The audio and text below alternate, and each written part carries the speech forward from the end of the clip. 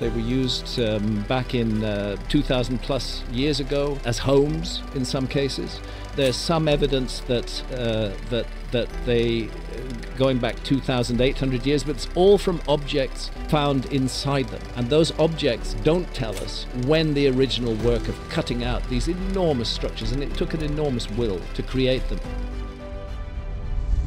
Nobody builds something that big underground just for fun. You don't do that unless you have to. Right. You don't burrow like a human ant nest. Yeah. Human beings are so weird in so many ways. Yes. The story of the Longyou Caves discovery begins quite unassumingly with Wu Anai, a local farmer in the small village of Xi'an in Zhejiang province, China. This region, picturesque with its lush landscapes and traditional farming, was not known for archaeological treasures. It's really important to understand that archaeology is often driven by accidental finds. However, the persistent issue of a village pond that wouldn't dry up, despite extensive efforts to pump it for irrigation, piqued the curiosity of Wu and his neighbors. Determined to find the reason, they funded the use of rudimentary pumps, and after 17 days and over 20,000 cubic meters of water pumped out, they uncovered what appeared to be a man-made cavern entrance, revealing the first of the Longyou Caves, later dubbed Cave 1. Someone made it, and it involved a very large amount of organized labor. There had to be the will and the intent in order to do that. This cave, an architectural wonder with exquisite hand-chiseled carvings, stairways and sturdy columns, was just the beginning. Word of this remarkable find spread rapidly across the region, capturing the imaginations of both the public and the academic world. The discovery was so stirring because of its unexpected nature and the sheer magnitude of the caves. Motivated by the initial find, the local community continued to fund the exploration, and by the end of 1992, 4 more caves had been identified. There's a bunch of these things. There's a bunch of things like that. They're just like, Each cave was unique in design and hinted at a sophisticated yet mysterious civilization that had left no other record behind. Recognizing the potential historical and cultural significance of these caves, the Chinese government quickly stepped in. They took measures to protect the site and supported further scientific studies to explore these enigmatic structures more thoroughly. This governmental intervention mirrored the actions taken after other major archaeological discoveries in China, such as the Terracotta Army, uncovered by local farmers in Shaanxi in 1974. It's a wonderful mystery, and it deserves much further attention.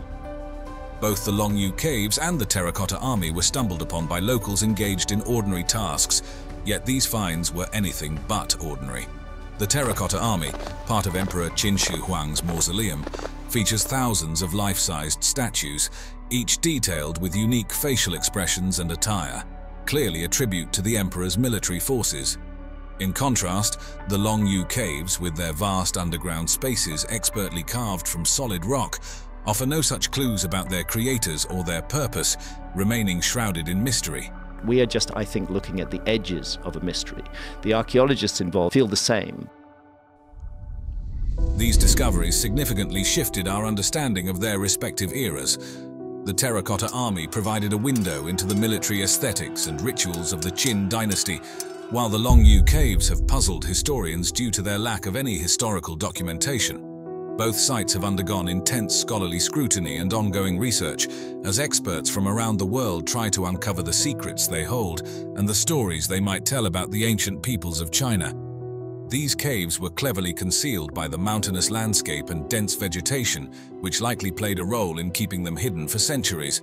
The region's rocky terrain further protected these man-made wonders from natural erosive forces, preserving their pristine condition through the ages. Advancements in technology have significantly aided in the exploration and mapping of these caves. Techniques such as laser scanning and ground-penetrating radar have been crucial in providing detailed information about the cave's dimensions and layout. Initially, surveys indicated that the caves covered an area of approximately 30,000 square meters, but ongoing exploration might extend this figure as more sections are discovered. The architectural consistency observed across the Longyou caves is truly remarkable. Despite varying sizes and designs, each cave exhibits uniform craftsmanship with flat bases for pillars and symmetrical spacing of architectural elements. This uniformity suggests they were likely constructed under the centralized direction of a single authoritative entity, possibly a local ruler or a unified government during that era. The choice of siltstone for construction, a material easier to carve than granite or basalt, allowed for the creation of smooth walls and intricate carvings, showcasing an advanced understanding of material properties and structural engineering. This is evident in the high ceilings supported by massive stone pillars designed to distribute weight evenly throughout the caverns. The caves are not only a feat of engineering but also of artistry.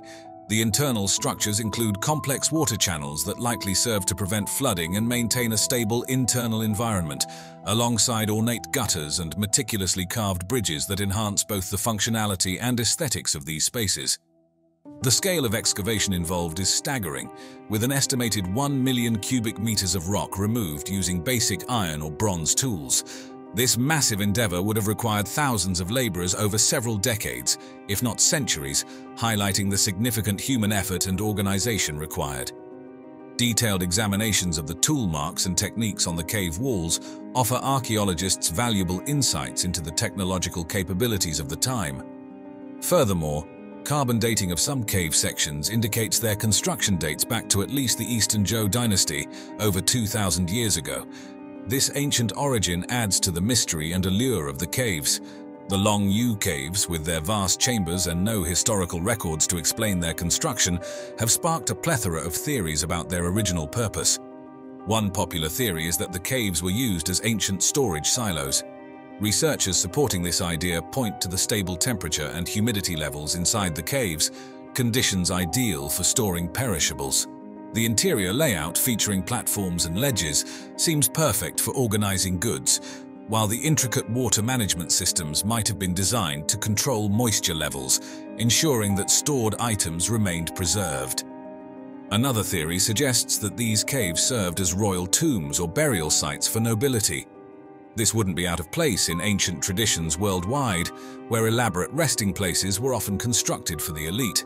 The extensive labor and detailed craftsmanship involved in creating the Longyou caves imply they were built for significant individuals. However, the complete absence of artifacts or human remains commonly found in other tombs casts doubt on this theory. Some believe the caves had a religious or ceremonial purpose, considering how their secluded and quiet interiors would be suitable for spiritual activities. This aligns with the global historical trend of using caves for such purposes. The uniform design and orientation of the caves could suggest they were specifically planned for processions or religious ceremonies, although the lack of religious symbols or artifacts challenges this theory. A more practical perspective is that the caves were quarries.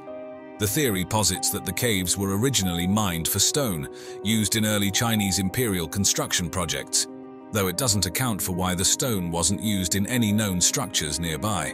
Lastly, a more speculative idea is that the caves functioned as ancient astronomical observatories. Some suggest that the orientation of tunnels and openings within the caves aligns with specific celestial events, much like other historic astronomical sites. But what's fascinating about them is this very powerful geometry and astronomy. This would imply a sophisticated understanding of the stars by the creators of the Longyou caves, though hard evidence for this theory is still lacking. When we compare the architectural marvels of the Longyou caves in China with Petra in Jordan, also known as the Rose City, we dive into a fascinating study of ancient ingenuity and artistic mastery. Petra's structures are famously carved into the blush-colored sandstone cliffs, reflecting the elaborate and ornate aesthetic of the Nabateans around the 5th century BCE. Its most iconic structure, the treasury, is a perfect example of this, with a facade that is both monumental and intricately detailed, highlighting the peak of Nabatean craftsmanship. In contrast, the Longyou caves are sculpted from siltstone, a material that presents different challenges and opportunities for the carvers. The finer grain of siltstone allowed ancient workers to achieve smooth finishes and sharp details in the cave walls and columns, offering a different kind of beauty from Petra's elaborate sandstone carvings. Unlike Petra's diverse architectural purposes, the Longyou caves exhibit a uniform design across all the caverns, suggesting they were built with a singular purpose or design philosophy in mind. Both Petra and the Longyou were lost to the world until their relatively recent rediscovery. Petra was brought back into the public consciousness in 1812 by Swiss explorer Johann Ludwig Burckhardt, and since then it has reshaped much of our understanding of Middle Eastern history. Despite the grandeur and historical significance of both sites, they share a profound mystery: the absence of detailed historical records explaining their construction. While Petra does have some inscriptions and texts that offer minimal insights, the Longyou caves are surrounded by complete silence in historical records, with no writings found to date that reference their creation. This lack of documentation has left historians and archaeologists piecing together clues and forming theories that range from practical to speculative in an effort to understand these magnificent constructions. It's called Longyou, and it's a marvel of engineering. The bottom line here is, just to throw it out there, they don't know who built it. It is first referenced all the way back in 370 BC. Graham Hancock, it is also speculated by people such as him and others that this was a place where people who were living took shelter from the Ice Age. The most important issue to me is the issue of a global cataclysm at the end of the Ice Age. What caused that cataclysm is a secondary issue. The cataclysm itself is the primary issue. Imagine stumbling across a hidden door in your home that leads to an ancient underground city, extending deep into the Earth's crust and sprawling enough to shelter tens of thousands of people. Just to put things into perspective, if you travel underground in Longyou from end to end, you're gonna walk 4 miles. This isn't the plot of an Indiana Jones movie. It's the real-life discovery of Longyou, the largest underground city in Turkey's historical region of Cappadocia. Carved from the soft volcanic rock and buried in secrecy, this subterranean labyrinth was not only a marvel of ancient engineering, but a crucial fortress in times of danger. This area is known for its soft volcanic rock formations called tuff, which are relatively easy to carve and were crucial in the development of numerous underground dwellings, with Longyou being the most extensive. The city was rediscovered in 1963 by accident when a local man, during home renovations, knocked down a wall to find a passage leading to this vast ancient network. And he took a sledgehammer to one of the walls, and when the walls came down, he saw that it was an opening into a cave. This discovery unveiled a complex that extends more than 85 meters below the Earth's surface, hidden under what was thought to be just a typical Turkish rural settlement. He had come to an opening where there were several other passages that he could take. And then he said, you know what, this is a little bit too much. So he ended up calling the authorities. The origins of Longyou are shrouded in mystery, but it is widely believed that the Phrygians, an ancient Indo-European people, initiated its construction in the 8th to 7th centuries BCE.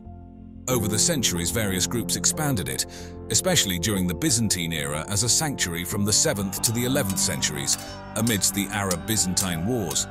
The city served as a formidable refuge from Muslim-Arab incursions, capable of sheltering up to 20,000 people along with their livestock and supplies for extended periods.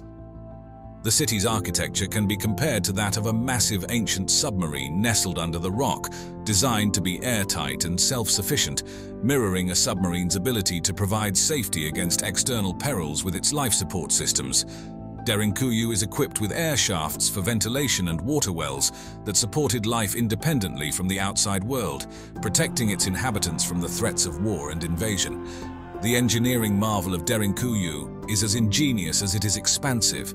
The entire city was manually carved from volcanic rock, with corridors strategically designed to maximize space and functionality. It features everything necessary for prolonged underground life, including stables, churches, schools, and multiple storerooms. The fact that they found a chapel gave to the theory that Christians were hiding there. These spaces not only served their primary functions, but also doubled as meeting halls, illustrating a well-organized community capable of thriving under the surface.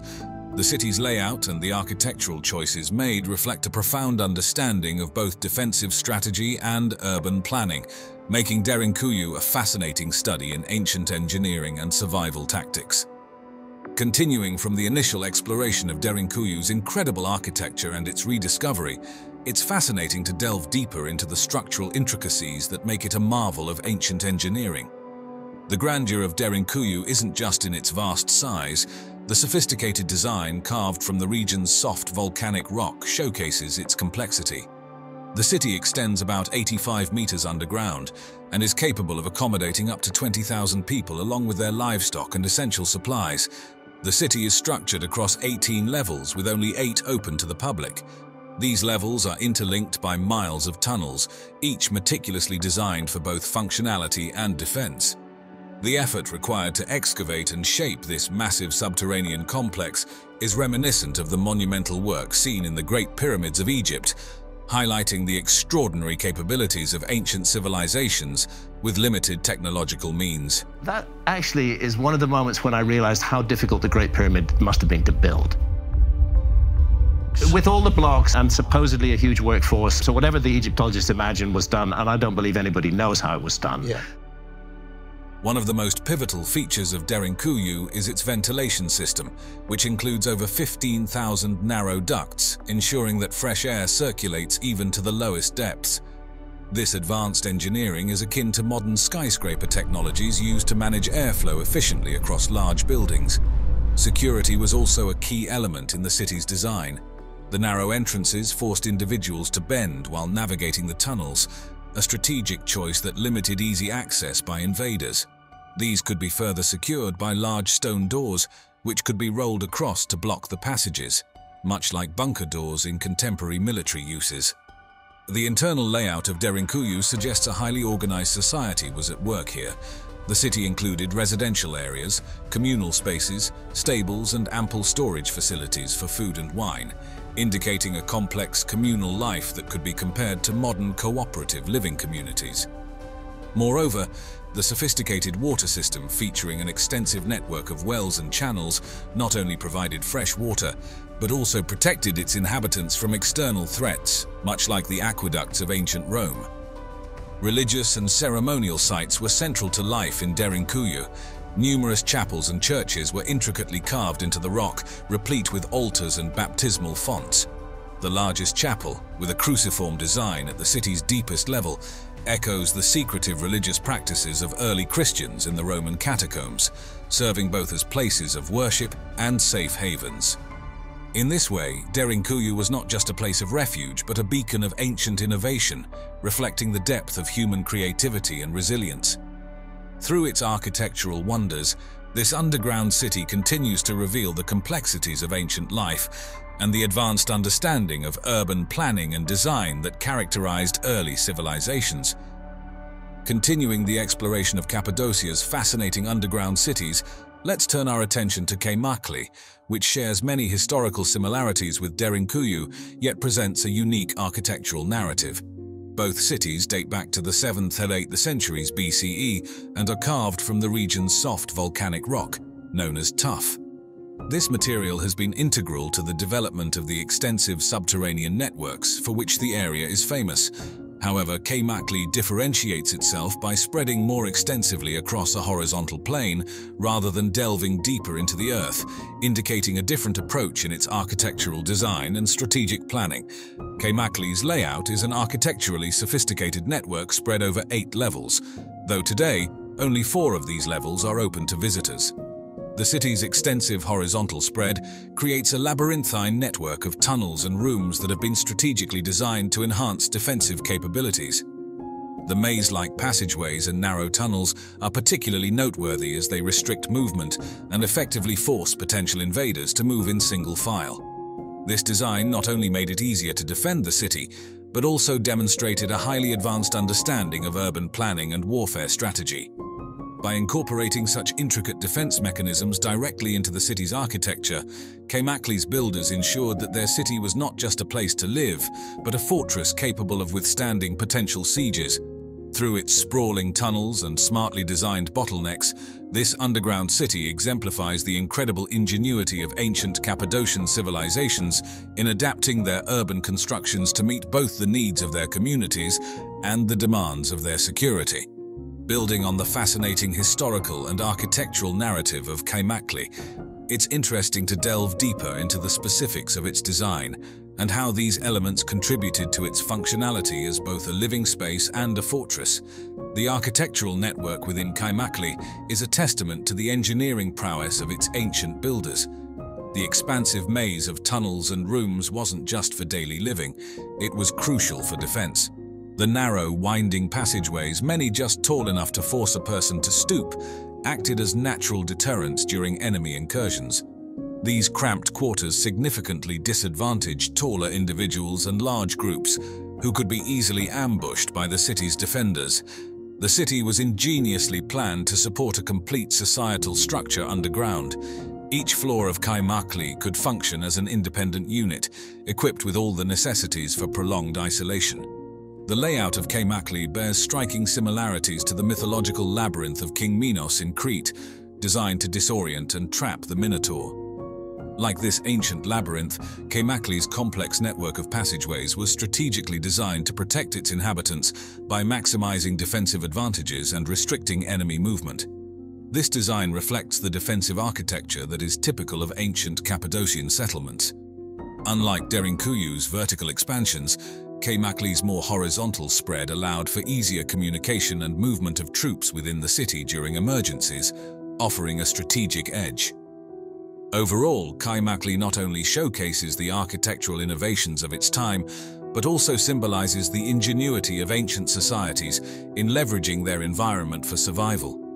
From its communal living spaces to its defensive mechanisms, the city illustrates a sophisticated understanding of urban planning and military defense that was remarkably advanced for its era.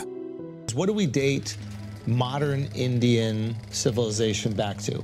So 5,000 years ago? The Indus 4,000. Yeah, since the discovery of the Indus Valley civilization, you know, we have to accept that civilization in India is at least 5,000 years old. Deep within the heart of India, a breathtaking structure lies hidden in plain sight. The Ellora Caves, a UNESCO World Heritage Site, stand as a testament to human ingenuity and perseverance. Carved entirely out of solid rock, these awe-inspiring temples and monasteries raise a question that has haunted historians and archaeologists for centuries. How did ancient civilizations, without the aid of modern tools, manage to excavate a staggering 200,000 tons of basalt? Were they merely masters of manual labor, or did they possess knowledge and technologies lost to the sands of time? The discovery of the Ellora Caves in the Aurangabad district of Maharashtra, India, opens an intriguing chapter on how ancient sites in India came to be known to the global community. These caves, exemplary of monolithic rock-cut architecture, present a fascinating study of cultural evolution and historical rediscovery. Initially, the Ellora Caves were vibrant centers for activities central to the local community's spiritual life. Over centuries, the shifting dynastic and religious tides on the Indian subcontinent saw a decline in their prominence. The rise of other religious centers and the gradual decline of Buddhism, which had significantly influenced the early phases of the caves, contributed to this diminished status. As political instability grew, the caves' roles evolved, resulting in decreased usage. Interestingly, this period of obscurity helped in preserving the Ellora Caves. With fewer visitors and minimal economic activities, the caves suffered less wear and tear, which protected their original artworks and structures from significant alterations or damage that active religious sites typically undergo. Despite fading from prominence, the caves were not forgotten. Local folklore and traditions played a crucial role in keeping the memory of the caves alive among the rural populations. These tales, blending historical facts with mythological elements, added a mystical dimension to the caves, maintaining their significance in local culture. The broader recognition of the Ellora Caves came with their rediscovery by John Smith, a British officer, during a hunting expedition in 1819. Drawn to the area by his curiosity about the source of the Mula Mutha River, Smith stumbled upon the caves almost by accident. This serendipitous discovery marked a pivotal moment, introducing the caves to the wider world. Smith's initial reports generated considerable interest among the British colonial administrators and scholars. The early sketches and descriptions of the caves began circulating in British academic circles, sparking further explorations and detailed studies. These initial European encounters with the caves were instrumental in framing the subsequent archaeological and artistic studies. Figures like James Ferguson, who visited the caves following Smith's reports, played a significant role in documenting the Ellora caves and arguing for their significance in the context of global architecture. Ferguson's work particularly helped classify the artistic and architectural styles of the caves, providing a scholarly foundation that would contribute to their recognition as a site of profound historical and cultural importance. The scholarly work initiated by figures like James Ferguson set the stage for a deeper appreciation of the Ellora caves, not just as historical structures, but as masterpieces of cultural and architectural significance. Carved directly into the Charanandri Hills basalt cliffs, the 34 caves at Ellora are a remarkable achievement in rock-cut architecture.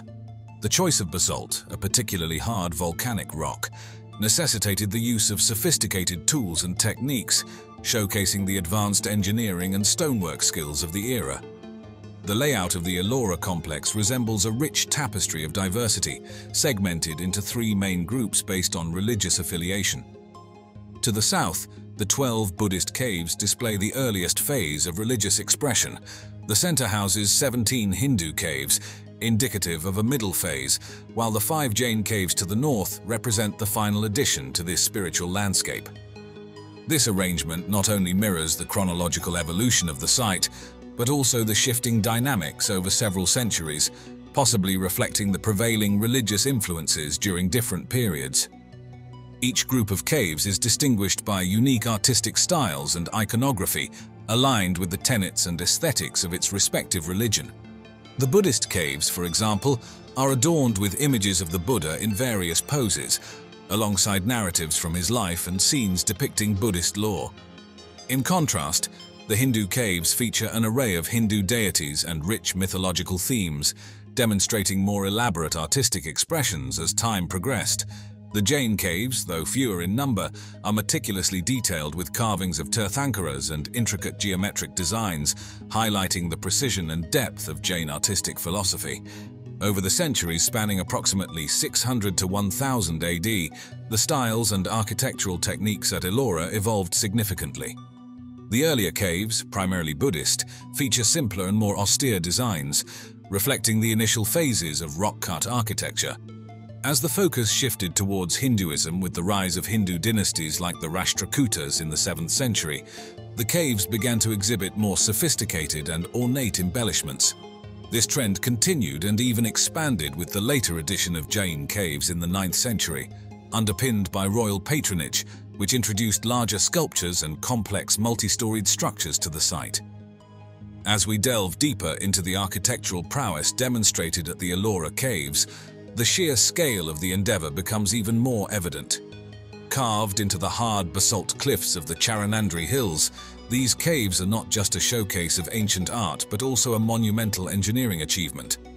The Kailasa Temple, also known as Cave 16, is particularly noteworthy. It's estimated that about 200,000 tons of basalt were removed using rudimentary tools like hammers, chisels, and picks. This amount of rock removal dwarfs that of the Parthenon in Athens, making the temple all the more impressive. Comparing these feats to other historical constructions puts the Ellora caves in perspective. For instance, while the tombs of the Valley of the Kings in Egypt are also carved into rock, the limestone used there is much softer than the basalt at Ellora and the scale of excavation smaller per tomb. Additionally, the construction of the Roman Colosseum involved quarrying and transporting stone blocks, rather than carving directly into bedrock, highlighting the unique challenges faced by the artisans at Ellora. The labor required for such a massive undertaking at Ellora was immense. Hundreds of artisans would have worked in shifts continuously over several decades. This not only required physical endurance, but also advanced planning and precision. The artisans had to ensure that each layer they carved matched the overall design perfectly, as any mistake would be irrevocable. They likely used a combination of geometric planning and three-dimensional visualization to achieve this level of detail. The sophistication didn't stop at carving. The use of iron tools during this period in India was critical, enabling the artisans to shape the hard basalt effectively. These tools were not just for fine detailing, but also for removing large volumes of rock, demonstrating the advanced metalwork techniques of the time. Furthermore, the hydraulic engineering incorporated into structures like the Kailasa temple was ahead of its time. Sophisticated drainage systems were designed to manage the heavy monsoon rains typical of the region. These systems, which included channels and gutters carved directly into the rock, were crucial for preventing water damage and erosion. This approach to water management, focusing on local water diversion, contrasts with contemporary systems like Roman aqueducts, which transported water over long distances but addressed different engineering challenges. An intriguing theory about the Ellora caves adds another layer of complexity to their design. It suggested that the layout and orientation of certain caves may align with specific astronomical events, such as solstices and equinoxes. This alignment could mean that during these key times of the year, sunlight would dramatically illuminate specific sculptures or carvings within the caves, creating a play of light and shadow that was both symbolic and spectacular. Such celestial alignments would not only have enhanced the aesthetic and spiritual experience, but also demonstrated a profound understanding of astronomy. As we further explore the complexities and grandeur of the Ellora caves, it becomes clear that their art and iconography are as diverse and profound as the engineering feats behind their construction. The Buddhist caves, far from being mere retreats, are vibrant narrative canvases that tell the story of Buddha's life and teachings through detailed sculptures and architectural designs. Cave 10 is a prime example, featuring a large stupa overlooked by a colossal statue of Buddha in a preaching pose. The walls around it are richly adorned with scenes capturing key moments from his journey towards enlightenment and his subsequent efforts to impart his wisdom to others. In contrast, the Hindu caves at Ellora are dominated by dramatic and intricate reliefs of gods and goddesses from the expansive Hindu pantheon.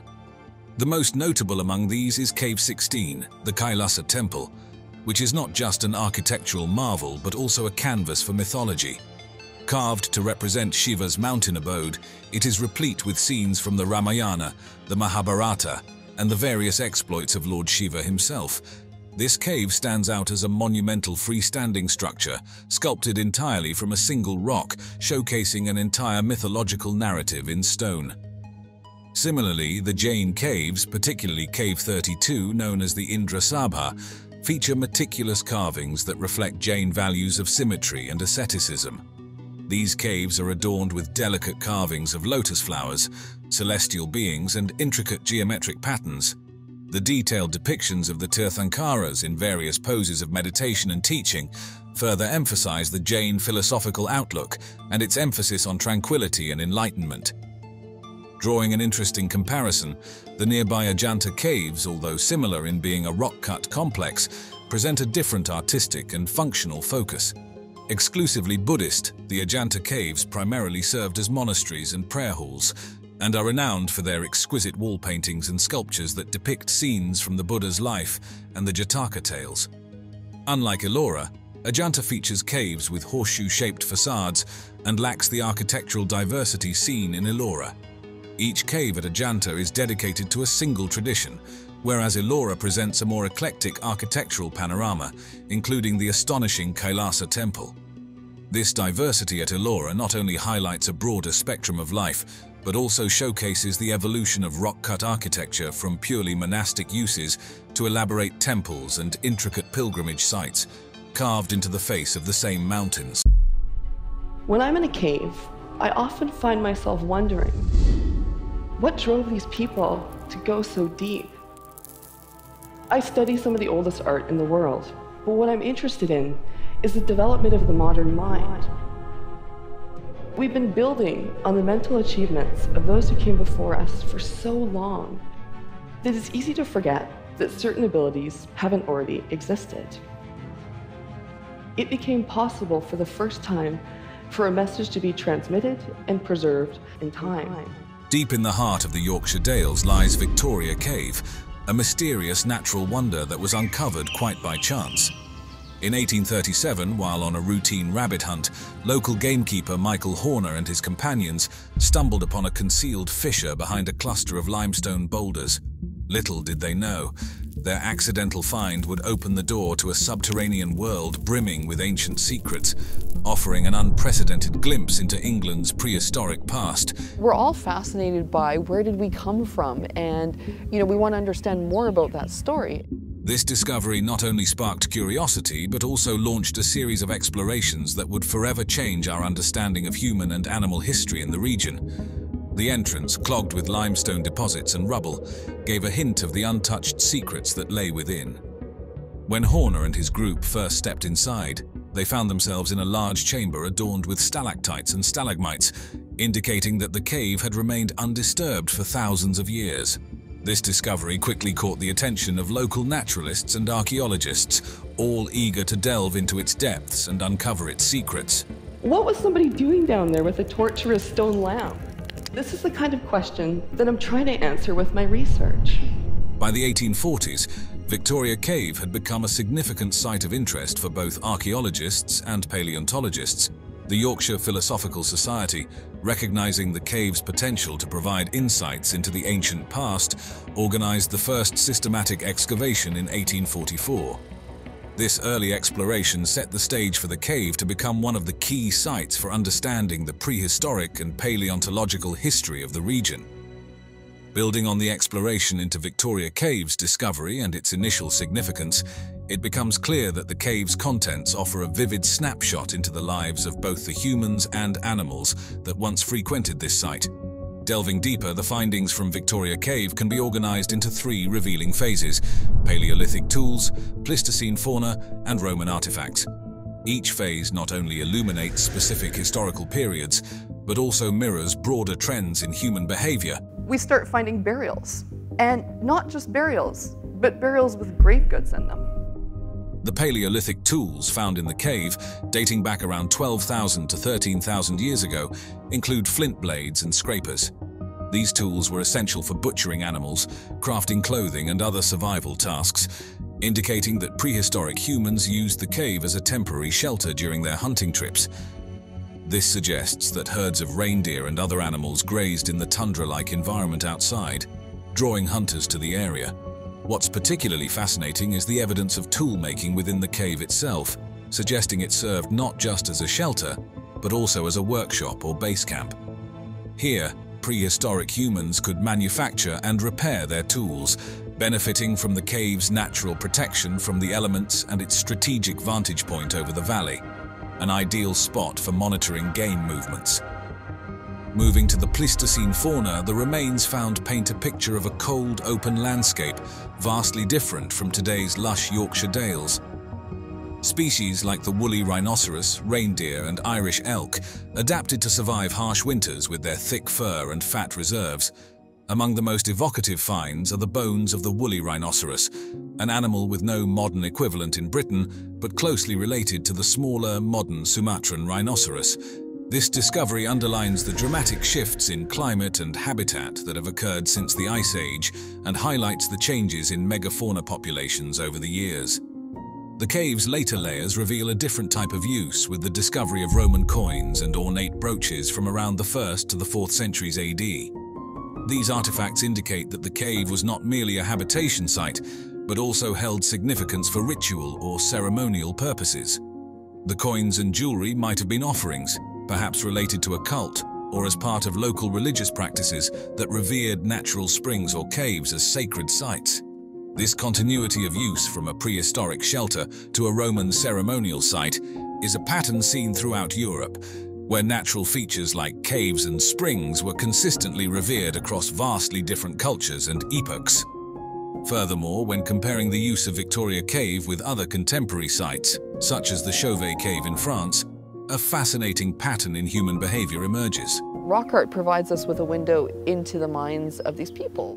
While both caves contain prehistoric art and artifacts, Victoria Cave primarily served practical purposes such as shelter and tool production. In contrast, Chauvet Cave is renowned for its spectacular Paleolithic cave paintings. So this is really about our common humanity. This is really about our own collective heritage. This comparison highlights the diverse ways in which prehistoric humans interacted with their environments. The exploration of Victoria Cave not only revealed a storied past, but also had a significant impact on the field of archaeology, particularly influencing how archaeologists understand and interpret historical layers. The meticulous excavation and recording methods employed in the 19th century were pivotal. They focused particularly on stratigraphy, the study of rock layers and their order, which allowed them to establish a clearer timeline of human and animal activity in the region. This methodical approach helped foster more nuanced interpretations of archaeological sites, setting new standards in the field. Exploration and excavation within Victoria Cave did not cease with these initial efforts, but continued sporadically throughout the late 19th and 20th centuries. Each phase of excavation added new layers of understanding about human history encapsulated within its walls. With the advent of modern archaeological techniques, such as radiocarbon dating and DNA analysis, our grasp of the past has become even more refined. These technologies have provided archaeologists with tools to date artifacts and remains with greater precision. Through such ongoing explorations, Victoria Cave continues to be a crucial site for piecing together human history. Continuing our exploration of significant archaeological sites, let's delve into Chauvet Cave, located in the Ardèche region of southern France. This cave, discovered in 1994 by Jean-Marie Chauvet and his team, is a treasure trove of Paleolithic art, housing some of the oldest and most remarkable prehistoric artworks known to humanity. Most of the rock art from the prehistoric times was done long before, national borders, ethnic boundaries. The walls of Chauvet Cave are adorned with vivid paintings and engravings, offering a unique window into the lives and beliefs of early humans who lived around 30,000 to 32,000 years ago. The discovery of the cave was somewhat accidental. On December 18, 1994, Jean-Marie Chauvet, along with Eliette Brunel and Christian Hilaire, felt a draft emanating from a cliff, prompting them to investigate further. They discovered a narrow passage that led to a network of chambers that had been sealed by a rock slide around 25,000 years ago, which helped preserve its contents in exceptional condition. Chauvet Cave is renowned not just for the antiquity of its art, but also for the variety it contains. The cave walls feature over 1,000 images depicting a wide range of subjects, including horses, lions, rhinos, bison, mammoths, and even human figures. These images are rendered with astonishing detail and sophistication, employing advanced artistic techniques that convey depth and motion. For instance, the artists used perspective drawing and took advantage of the cave's natural contours to enhance the images, giving a three-dimensional effect to the depicted animals. The techniques used at Chauvet were ahead of their time. The artists utilized charcoal and red ochre to create rich colors and employed shadows and shading to bring a dynamic quality to their creations. Some figures were even painted in a series of superimposed images, creating an effect similar to the sequential frames of a film, giving the impression of movement. Chauvet Cave is a pivotal site for studying the Aurignacian culture, known for its advanced tools and artistic expression. The well-preserved artwork offers insights not only into the artistic practices, but also into the social and spiritual lives of its creators. Radiocarbon dating indicates that the earliest paintings were created around 32,000 years ago, making them some of the oldest known human-created artworks.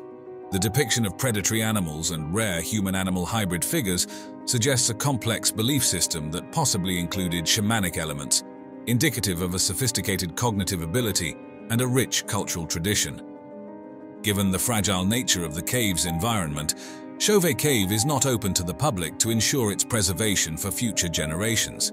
Instead, a replica cave known as the Pont d'Arc Cavern was opened in 2015, allowing visitors to experience a faithful reproduction of the artwork and cave conditions. If you have a relatively short time frame to deal with, then searching for a lost civilization becomes much more complex and much more difficult. But if you have a very long time frame to deal with, there's much more material to investigate. Was the city of Petra always known as Petra? From the Bible, we learn that the oldest name for Petra is Seir. Beneath the rose-red cliffs of Petra, an ancient city carved into sandstone holds mysteries that have puzzled scientists for centuries. First organization of human beings that deserved to be called a civilization. Recent discoveries in this lost city have surprised experts, challenging our understanding of ancient civilizations. As shadows reveal new celestial alignments on the grand facades and columns during the equinox, we are left wondering, what secrets do the stones of Petra still hold? I don't think we're looking at coincidence here. There's too much going on. I think coincidence is a very weak explanation for what's happening. The story of Petra, often called the Lost City, stretches back to as early as the 4th century BCE, when it was founded and rose to prominence by the 1st century BCE as the capital of the Nabatean kingdom. Nestled in the cliffs of vibrant red, white, pink and sandstone, Petra was at the heart of a bustling trade empire. Its strategic location on the spice trade routes connected it with far-flung regions from China and India to southern Arabia, and on to Egypt, Syria, Greece and Rome. You go to Egypt and you'll find influence of the Nabateans. Everywhere we look, we find some reference at some time to the Nabateans. The city thrived not just commercially but culturally and architecturally, demonstrating advanced techniques in water conservation. Its engineers crafted an intricate system of dams, cisterns and water channels that sustained both the city's population and its agriculture through harsh desert conditions. However, following its annexation by Rome in 106 CE, Petra began to experience a slow decline. Initially, it flourished under Roman influence, but as trade routes shifted towards the sea and devastating earthquakes struck in the 4th and 6th centuries, the city gradually lost its former glory. By the time the Islamic conquests swept through in the 7th century, Petra was reduced to a shadow of its former self, mainly inhabited by a few local Bedouin tribes who lived among the ruins and closely guarded its secrets. Throughout the Middle Ages and well into the 18th century, Petra remained enveloped in obscurity, particularly to the Western world. The Crusaders controlled the region briefly in the 12th century and even established a fortress there, but knowledge of Petra's once grandeur was limited to local tribes and a few knowledgeable Arab scholars. The renowned 14th century explorer Ibn Battuta mentioned Petra during his travels, describing it as a remote place with buildings impressively carved into rock faces. This period in Petra's history mirrors that of another ancient city, Machu Picchu in Peru, which also remained hidden from Western awareness until its rediscovery in 1911 by Hiram Bingham. Both cities were advanced in manipulating their natural environments, Petra with its sophisticated water management systems, and Machu Picchu with its terraced fields and intricate urban planning. The prolonged European ignorance of Petra lasted until the 19th century, with the region fading into the realm of myth and legend. Many in Europe were completely unaware of Petra's existence, despite ancient texts hinting at the architectural marvels that lay hidden in the Jordanian mountains. This mystery persisted until explorers reintroduced Petra to the Western world, bridging the gap between ancient lore and modern recognition. Johann Ludwig Burckhardt, born in 1784, was a Swiss traveler and scholar whose profound curiosity and academic prowess led him to significant contributions towards the Western understanding of lost or lesser-known ancient sites.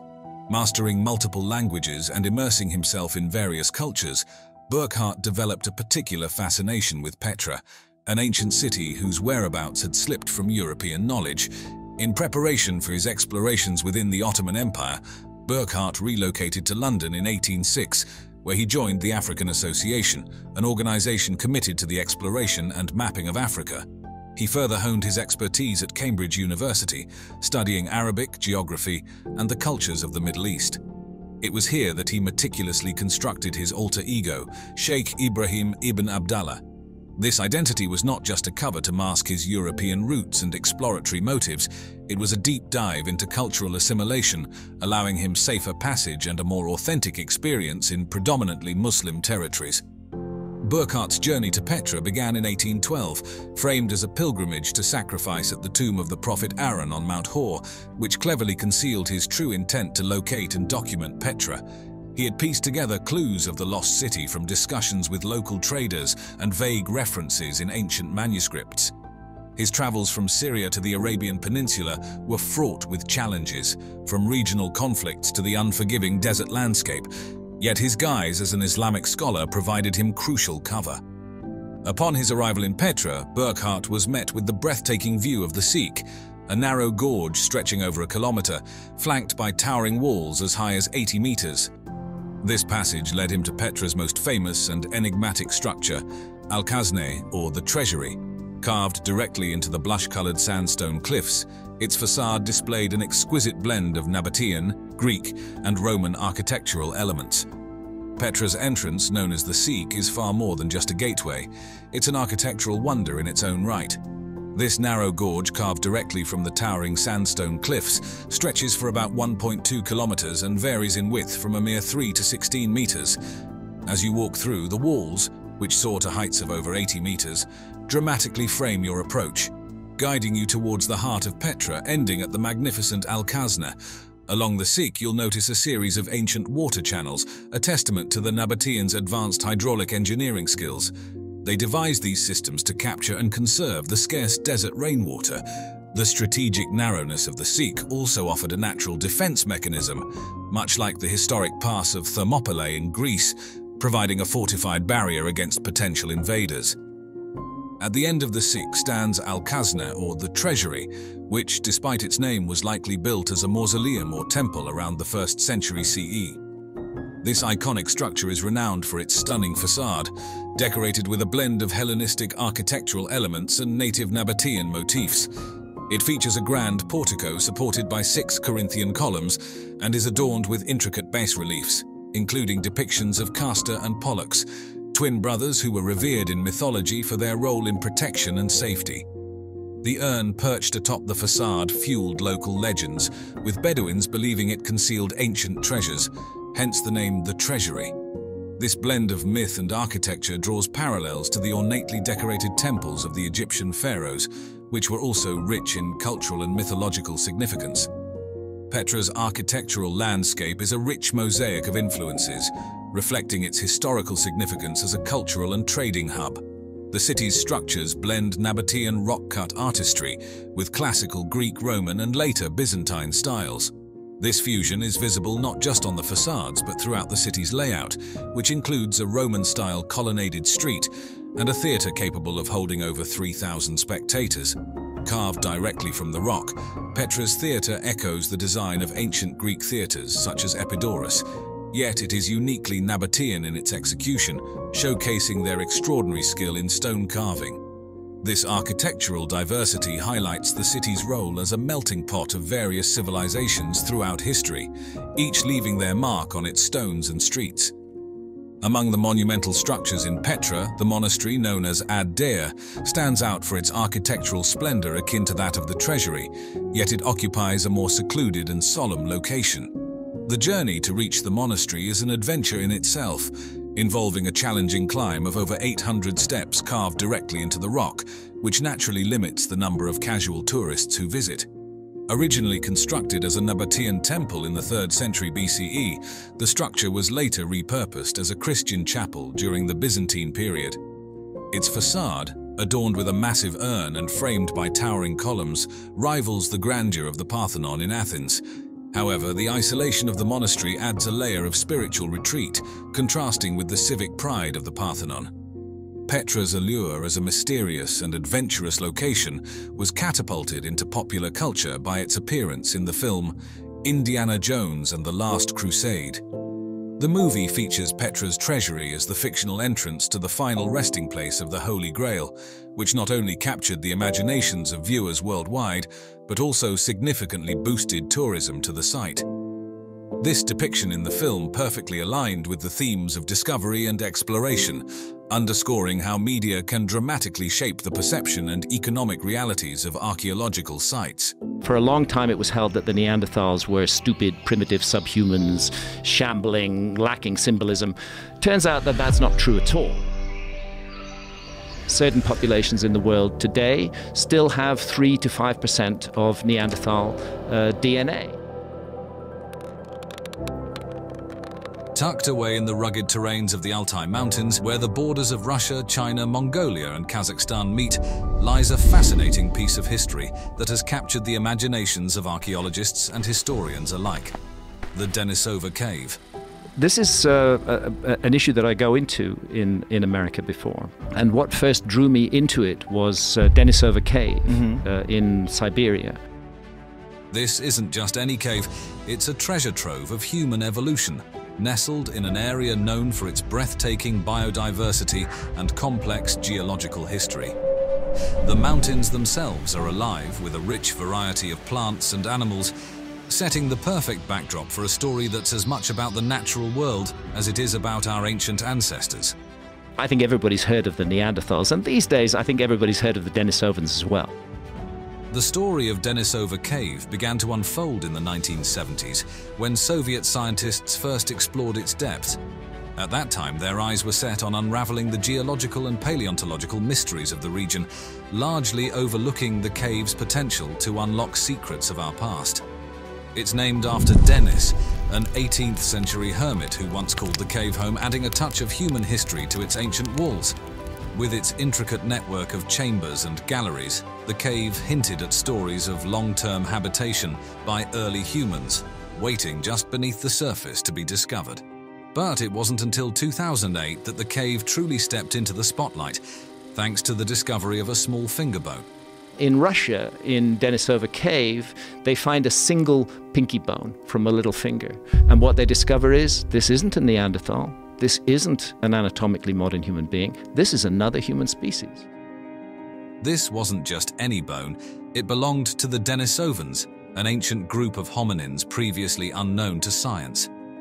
Suddenly, the world was paying attention, eager to learn more about these mysterious inhabitants. The cave, with its rich layers of history buried within, revealed that it had been a bustling crossroads for different groups over tens of thousands of years. What's particularly intriguing about the Denisova Cave is not just its archaeological wealth, but also its location. Nestled in a remote part of the Altai Mountains, reaching it is no small feat.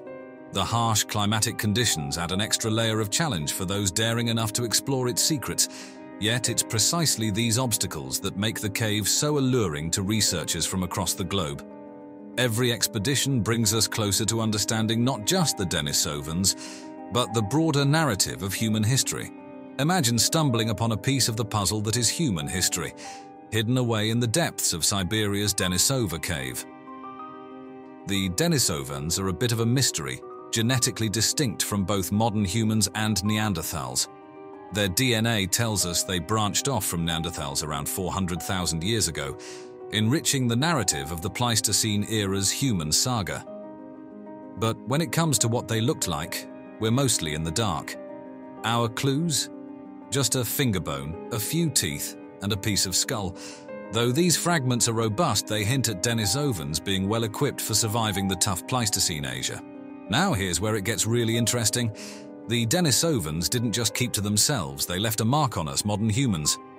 Certain groups today, especially in Asia and Oceania, carry Denisovan DNA. For instance, the indigenous people of Melanesia, including Papua New Guineans, have about 5% of their DNA from Denisovans. This reveals a history of ancient interbreeding that is more complex and common than we ever imagined. Anatomically modern humans interbred with Neanderthals. You can't interbreed with another species. They clearly were human beings. Denisovans mixed not just with modern humans, but also Neanderthals and possibly another yet unidentified ancient human group. But what about their way of life? The Denisova Cave has given us a glimpse, yielding sophisticated tools, a bone needle, and even jewelry. These finds suggest a culture and level of sophistication that challenges our understanding of archaic humans. Their discovery of the Denisovans has been a game-changer in evolutionary biology, painting a picture of our past that's far more intricate than previously thought.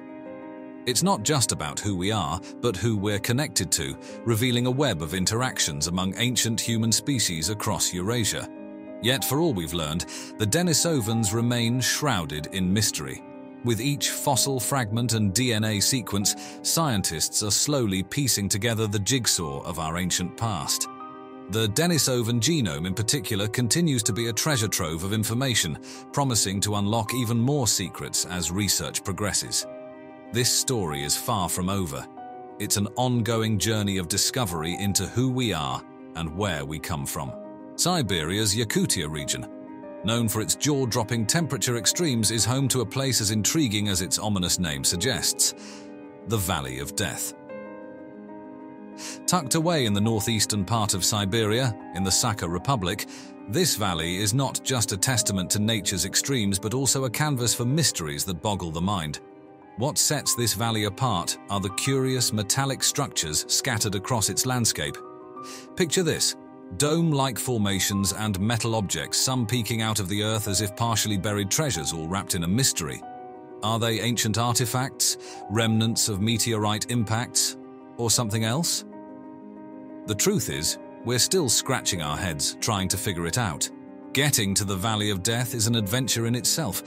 It's remote, wildly inhospitable, and the weather swings from scorching summers to winters that would give even the hardiest explorer pause. This makes studying those mysterious structures all the more challenging.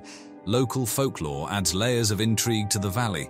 The Yakut people have tales that could make your hair stand on end, associating the valley and its metallic mysteries with danger and otherworldly energies. According to legend, these structures could wield unknown powers, causing illness or worse to those who dare too close. While these stories add to the valley's mystique, they remain unverified whispers of the past. Scientists, on their part, have theories that could explain the existence of these structures. Some suggest they might be the aftermath of meteorite impacts, pointing to Siberia's history with celestial events like the famous Tunguska explosion.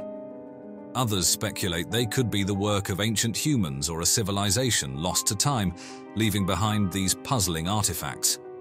But here's the rub. Actually exploring this area is incredibly tough. The extreme climate, the area's seclusion, and the sheer lack of infrastructure make sustained research difficult. This scarcity of empirical data means much about the Valley of Death remains a tantalizing mystery. This shroud of mystery isn't just a magnet for scientists. Historians, paranormal enthusiasts, and even adventurous tourists are drawn to its secrets. The allure of uncovering more about Siberia's ancient past and its uncharted territories is irresistible. As technology and exploration methods improve, who knows what secrets we'll unearth from the Valley of Death? Until then, it remains one of Siberia's most captivating enigmas, a place where history, legend, and science converge in the most mysterious of dances. Let's dive into one of Siberia's most mind-boggling mysteries, the Tunguska event of 1908. Imagine a blast so powerful it flattens 80 million trees over an area of 2,150 square kilometers. That's exactly what happened near the Podkamenaya Tunguska River in central Siberia on June 30th, 1908. This wasn't just any old explosion, it was roughly 1,000 times mightier than the Hiroshima atomic bomb. The shockwaves from this colossal blast were felt up to 2,000 kilometers away. People at the time reported seeing a bright blue light, almost like a second sun, followed by a series of booms that were strong enough to knock folks off their feet and shatter windows hundreds of kilometers away. Fast forward to 1927, and enter Leonid Kulik, a Russian mineralogist who was the first to scientifically investigate the site.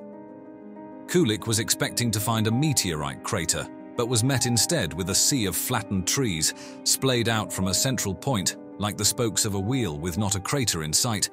The most accepted theory: a small asteroid or comet fragment burst through the atmosphere, exploding 5 to 10 kilometers above ground with the force of 10-15 megatons of TNT. But as with all good mysteries, there are other angles. Everything from a natural gas explosion from the Earth's belly to wilder notions like antimatter or even a mini black hole having a run-in with our planet. The aftermath of this explosion wasn't just a big patch of knocked-down trees, it had a significant environmental punch, boosting tree growth in the area and reportedly causing genetic mutations in plants and animals.